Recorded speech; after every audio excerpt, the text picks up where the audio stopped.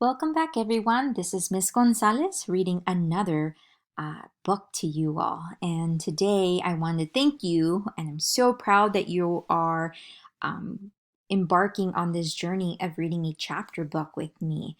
And so we're going to continue with the series of Magic Treehouse, book number 19, Tigers at Twilight. And today we are going to be reading chapter 4. So let's go ahead and get to chapter 4.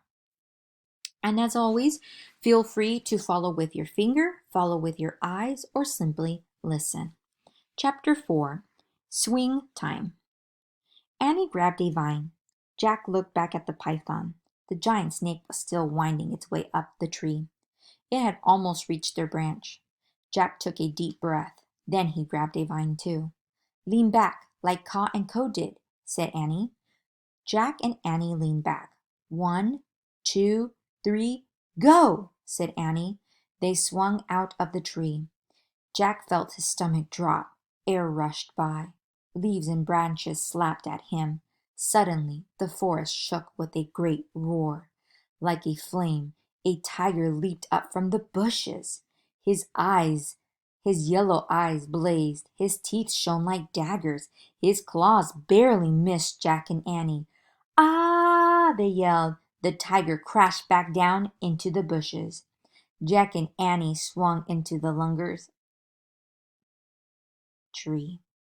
And remember, when we're reading a chapter book, since there aren't any pictures, it's really important for us to visualize and think about in our brains what is happening in the story.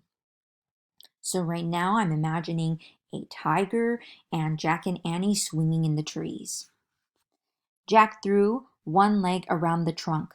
He let go of his vine and held on tightly to a branch. "Oh, man," he said. He was in shock. The lungars patted him. Lungars patted him, as if to make sure he was okay. "Wow, that was fun," said Annie, sitting on a big branch. "Fun? Are you nuts?" said Jack. "The swinging was fun," said Annie. The tiger was scary.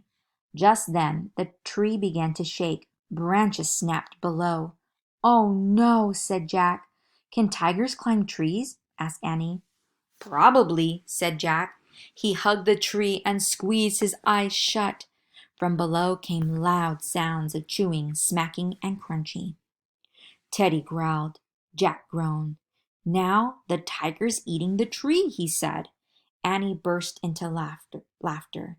Ka and Co whooped as if they were laughing too. "Arf, arf," barked Teddy. "What?" said Jack, opening his eyes. "Look!" Annie pointed at the twilight. A thick gray tube was waving in the air. I wonder what that is. A thick gray tube.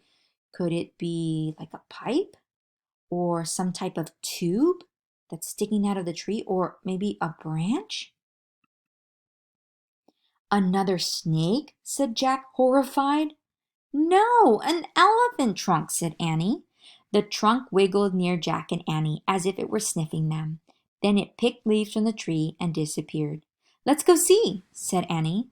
With Teddy still in his backpack, Jack followed Annie down to a lower branch. They peered out at the twilight forest. In the gray gloom, they saw a herd of elephants. One stood beneath their tree, eating leaves. Others munched grass. "Hey, I've got a really cool idea," said Annie.